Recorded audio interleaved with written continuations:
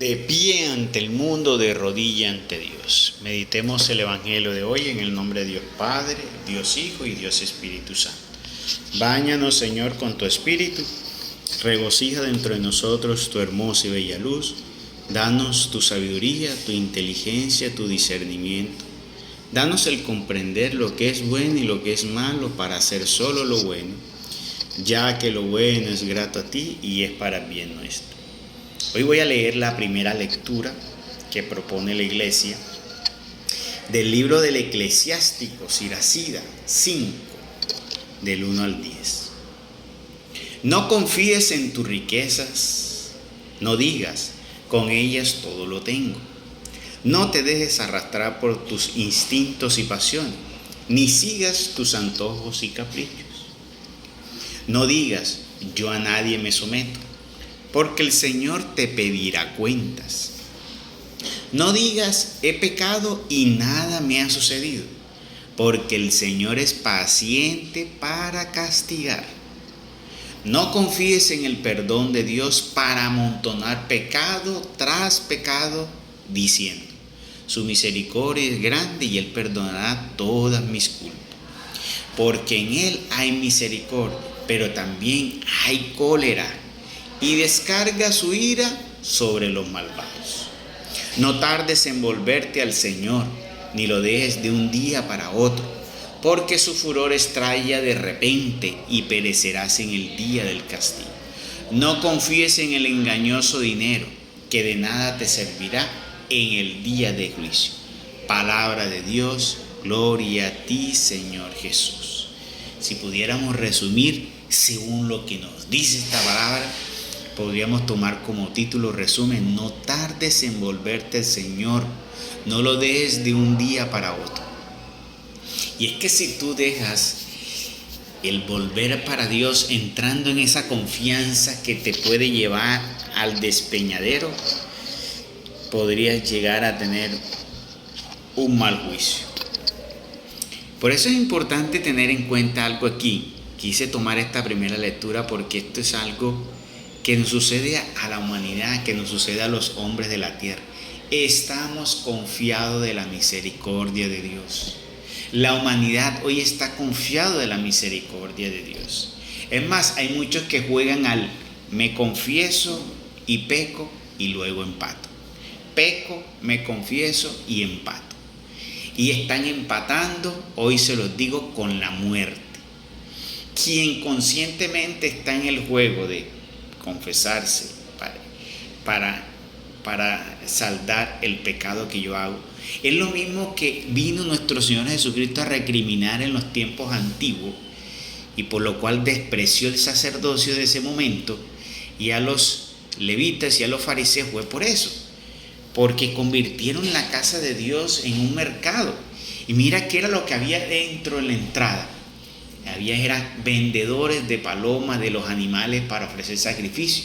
Entonces la gente en los antiguos tiempos, ¿qué hacía? Iba y pecaba sin ningún tipo de pudor y arrepentimiento antes de hacer o después de hacerlo. No había ningún tipo de arrepentimiento sincero, sino que vieron la oportunidad. Voy, compro. O sea, el pecado, como decir, el que tenía dinero podía acceder al reino de los cielos. O sea, podría comprar el reino de los cielos. ¿Y por qué dices eso? Porque si tú tenías dinero, tú ibas y comprabas lo que era el sacrificio y lo dabas. ¿Para qué? Para que perdonara sus pecados. ¿Qué fue lo que trató de hacer el rey con los macabeos? Los macabeos cogieron, se fueron a la guerra y resulta que muchos, el rey vio que perdieron la batalla. El rey, para eso fue un escándalo, porque en ese momento el rey contaba con la ayuda de Dios y resulta que pierde.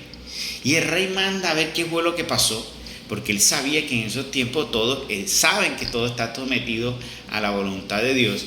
Entonces le dice, manda a inspeccionar qué fue lo que pasó aquí, y encuentra que la mayoría, todos los que murieron, tenían ídolos en sus bolsillos.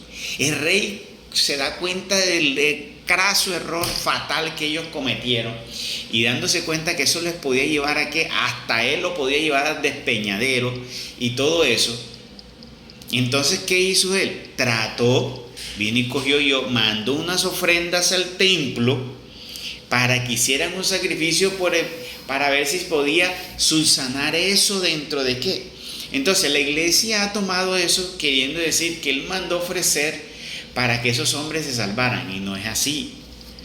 No puedes decir tú que vas a salvar de idolatría a alguien que no se arrepintió de eso. O sea, ¿cómo vas tú a borrarle con una ofrenda tuya, que no es ni de la persona tuya, a borrarle un pecado de idolatría? No, lo que el rey intentó hacer es, dándose cuenta que estaba una mancha sobre su ejército y sobre ellos, lo que intentó fue limpiar, porque en ese tiempo, ojo, en ese tiempo no se oraba por muerto. Entonces eso es mucha ignorancia, tomar esa cita bíblica para justificar la oración por muerto. Eso es muy falso, porque en ese tiempo no se oraba por muerto. Estábamos en la ley de Moisés y nunca le dictó Dios una ley a Moisés para hacer un ritual por los muertos. No lo hay. Entonces, ¿qué intentó hacer rey? Porque el rey estaba sometido a la ley de Moisés y la conocía muy bien. ¿Qué intentó hacer él? Él intentó fue limpiar sobre lo que hay está vivo, dándose cuenta que algunos otros podían contaminarse y que cometieron un gran error sus soldados. Él mandó para pedir a Dios para que los limpiara y para que perdonara ese pecado tan fuerte que cometieron ellos, y así los pudiera bendecir nuevamente para ganar la guerra. Entonces no fue el hecho, es una mala interpretación que han hecho, creyendo que él mandó para que Dios le perdonara ese pecado y ellos entraran al cielo. No, falso. Ellos murieron en idolatría. Eso no tiene. ¿Cómo vas tú a decirme que con una oración yo voy a borrar el mal que el otro no se arrepintió? Si el otro no se arrepintió, ¿cómo va a ser? Oye, el ladrón de la cruz por lo menos se arrepintió en la cruz. Pero si estos hombres no se arrepintieron, al contrario, murieron con el pecado en el bolsillo, ¿cómo pretende la iglesia hacerme creer a mí que con una ofrenda yo voy a borrar ese pecado de idolatría tan grande? Porque para ese momento eso era un pecado gravísimo, condenación. ¿Qué hay para ellos? Lejos del Señor, para ese tipo de personas. Entonces, las personas hoy están en esa dinámica: peco, me confieso para empatar, ¿sí? O peco y voy al grupo de la Eucaristía para desempatar. Y la gente hoy vive tranquila haciendo lo que está haciendo porque no les ha bajado fuego del cielo, porque no están en ruina, porque no tienen la enfermedad. Porque es en esos momentos cuando comienzan a pensar en la ruina, en la enfermedad, en la escasez. Es cuando comienzan a pensar: ¿será que me porté mal? ¿Será que lo que estoy haciendo está mal? Ahí es cuando comienzan a pensar. No. Entonces, como no les está bajando fuego del cielo, como el furor de Dios todavía no se manifiesta, entonces andas a sus anchas panzas pecando. Pero ojo, su misericordia es grande y Él puede perdonar todas las culpas, porque en Él hay misericordia, pero también hay cólera y descarga su ira sobre los malvados. ¿Y a qué malvados se está refiriendo aquí? A eso, que sabiendo que Dios nos manda y nos pide, y tener conciencia que Dios nos pide arrepentirnos de eso, no lo hace. Y están confiados en esa misericordia. No, el día de mañana lo hago. Y están posponiéndolo y diciendo: no, yo ahora mismo me voy a dedicar a vivir. Pero resulta que en ese vivir tuyo, en ese buscar conseguir casa, carro, beca, avión, yate, en ese vivir, ahí estás atando cada vez más y te estás alejando cada vez más de Dios. Y entre más te alejas, más difícil te va a quedar llegar.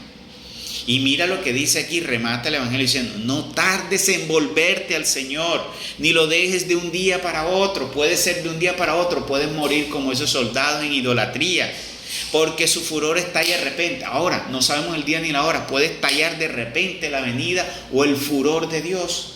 Porque ahora mismo el Señor viene ahora esa injusticia, viene con un furor. Y no sabemos, ese furor puede estallar de repente y perecerás en el día del castigo. No te confíes en lo que tienes ahora mismo, porque eso es engañoso. No confíes en el engañoso dinero, que jamás de nada te servirá el día del juicio. ¿De qué te servirá tanta riqueza el día del juicio? Entonces, ojo, no tardes en volver. No te confíes en la misericordia del Señor. No confíes en eso, porque podrías tú estar mañana pedirte cuenta al Señor y en qué vas a estar.